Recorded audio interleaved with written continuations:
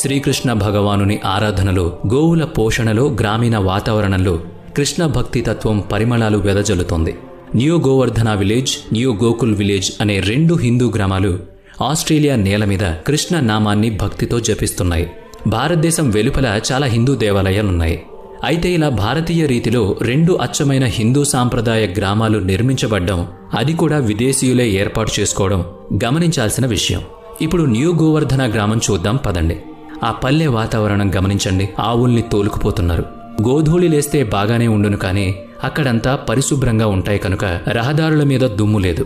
గోధూళి లేకపోయినా గోవులున్నాయి, గోపాలురు ఉన్నారు, గోపెమ్మలు ఆడుతున్నారు, అడ్డపంచెలు కట్టారు, ఉత్తరీయం ధరించారు, తలపాగా చుట్టారు, మేళం తాళం మ్రోగుతున్నాయి. కృష్ణనామాన్ని జపిస్తూ గ్రామ సంచారం చేస్తున్నారు. వచ్చిన వాళ్లు తాళానికి తగినట్టు పాదం కదుపుతున్నారు. ఎడ్లబండిపై కృష్ణుని మూర్తిని తీసుకువెళ్తున్నారు. దానికి గొడుగు పట్టారు. ఆ పక్కనే చామరము విసురుతున్నారు. మహిళలు భారతీయ సాంప్రదాయ వస్త్రధారణలో ఉన్నారు. ఆ మొత్తం వాతావరణం చూస్తుంటే ముచ్చటగా ఉంది. పశువుల కొమ్ములకు పువ్వులు చుట్టారు, మెడలో మువ్వలు కట్టారు. ఇప్పుడు న్యూ గోకుల గ్రామాన్ని చూసొద్దాం రండి. ఇక్కడ భక్తులు రాత్రంతా జగన్నాథుని భజనలో జాగరణ చేస్తూ ఉంటారు. బాలకృష్ణులు ఉన్నారు, గమనించండి.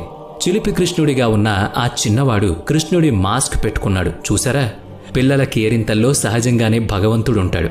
ఆ చిన్నారులు తమ ప్రాంతానికి ఎంతో దూరంగా ఉన్న దేశానికి చెందిన భారతీయ చింతనలో జీవిస్తుండడం కించిత్ ఆశ్చర్యంతో కూడిన, గర్వంతో కూడిన భావాన్ని కలిగిస్తుంది. మనం పరిశీలించడంలో అలసత్వం చూపిస్తున్నామేమో కానీ, లేదా సనాతనం అనగానే అదేదో గొడవ పెట్టుకునే మాటగా భ్రమపడుతూ ఎందుకొచ్చిన గొడవలే గమ్మునుందామని మాట్లాడక ఉన్నామేమో కానీ, సనాతనం అంటే స్థిరమైంది, ఏ నాటికి నిలిచి ఉండేది అయిన జీవన విధానమని, అదే ధర్మమని ప్రకటించుకోవడానికి బెరుకుపడాల్సిన పని లేదు. ఆ స్వచ్ఛత ఇదిగో ఆస్ట్రేలియాలో కనిపిస్తోంది. ఈ 2 పల్లెల్లో వికసిస్తోంది. ఆస్ట్రేలియా, ఐరోపా, అమెరికాలోని కొన్ని ప్రాంతాల్లో ఇలాంటి సనాతన హిందూ భారతీయ గ్రామాలు ఏర్పడుతున్నట్లు తెలుస్తోంది. ఆస్ట్రేలియాలోని ఈ న్యూ గోవర్ధనం, న్యూ గోకులం గ్రామాల కార్యక్రమాలు చూస్తే మనసు ఆనంద డోలికలు ఊగుతుందని మీరే చెప్తారు. ఈ 2 గ్రామాల మధ్య దూరం 700 కిలోమీటర్లు. ప్రపంచంలో పలుచోట్ల ఇలాంటి గ్రామాలు మరిన్ని తయారవుతున్నాయి. అన్నీ కూడా కృష్ణా విలేజెస్ ప్రాజెక్టులో భాగంగా రూపొందుతున్నాయి. జగన్నాథుని భక్తి తత్వాన్ని ప్రసారం చేస్తూ సనాతన భారతీయ ధర్మాన్ని ప్రపంచానికి పరిచయం చేయడం ఈ ప్రాజెక్టు వెనుక ఉన్న ఉద్దేశం. హంగేరీలో ఉన్న హిందూ గ్రామాల్లోని హంగేరియన్ హిందువులు చీరలు ధరిస్తారు, ధోతీ కుర్తా ధరిస్తారు, ఆవులను పోషిస్తారు.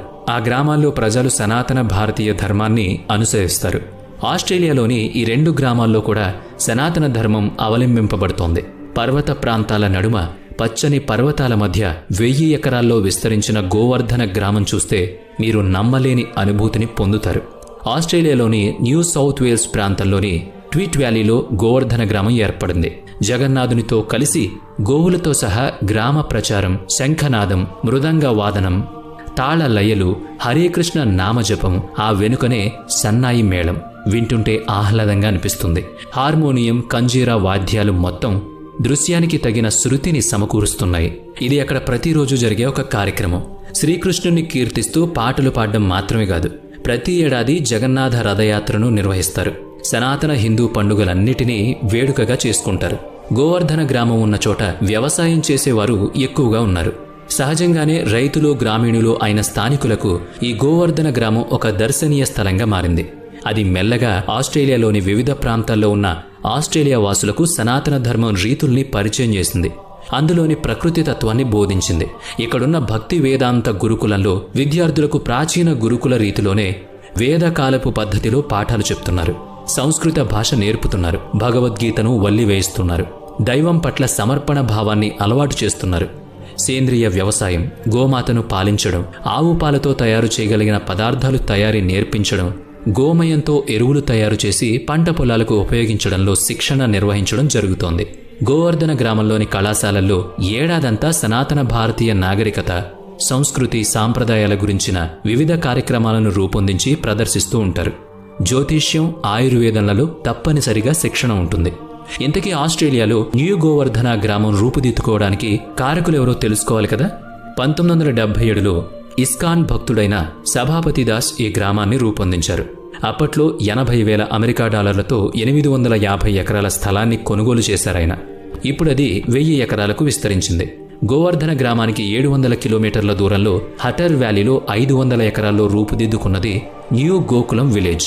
1988లో ఇస్కాన్ భక్తులు కలిసి నిర్మించుకున్న గ్రామం ఇది. ఈ గ్రామంలో గోవుల సంరక్షణకు అత్యధిక ప్రాధాన్యతనిస్తారు. ఆవులు, ఎద్దులకు ప్రత్యేక పశుశాలలున్నాయి. సేంద్రియ పద్ధతిలో వ్యవసాయం చేస్తారు. ఇది గ్రామ ఆర్థిక స్వావలంబనకు మూల సూత్రం. పశువుల ఉత్పత్తుల కోసం వాటిని హింసించరు, బాధ పెట్టరు, ప్రేమతోనే సాకుతారు, ప్రేమతోనే పాలు పితుకుతారు. కృత్రిమ పద్ధతులన్నవి లేవు. సహజ శైలిలోనే పశుపాలన సాగిస్తున్నారిక్కడ. ఆస్ట్రేలియాలో భారతీయ సనాతన హిందూ గ్రామాలు ఈ రెండే కాదు, మరొకటి ఉంది. దాన్ని బృందావన వ్యాలీ అని గాని, ద సేక్రెడ్ ఇండియా గ్యాలరీ అని గాని పిలుస్తారు. 13 ఏళ్ల కృషితో జగత్తారిణీ దేవిదాసి అనే కృష్ణ భక్తురాలు బృందావనం పేరిట ఈ గ్రామాన్ని నిర్మించారు. కృష్ణా విలేజెస్ ప్రాజెక్ట్ ద్వారా ఇస్కాన్ సహకారంతో రూపుదిద్దుకున్న సనాతన హిందూ గ్రామాలివి. జగన్నాథుని లీలా విశేషాల కీర్తనలతో, కృష్ణ భక్తి తత్వ బోధనలతో రూపొందిన జనహితం, పర్యావరణ హితం, ప్రపంచహితం కోరుకుంటూ నిర్వహించబడుతున్న స్వచ్ఛమైన గ్రామాలివి. ఆంధ్రప్రదేశ్లోని శ్రీకాకుళంలో కూర్మ గ్రామం కూడా ఇలాగే అచ్చమైన సనాతన భారతీయ శైలిలో రూపుదిద్దుకుంటూ ఉంది. వినే ఉంటారు కదా మీరు. అటువంటివే ఈ అంతర్జాతీయ భారతీయ సనాతన హిందూ గ్రామాలు. నిర్మలమైన సంస్కృతి, సాంప్రదాయాలకు నెలవులు. వివరాలు ఆసక్తికరంగా ఉన్నాయి కదూ. మీకు తెలిసిన విశేషాలను మాతో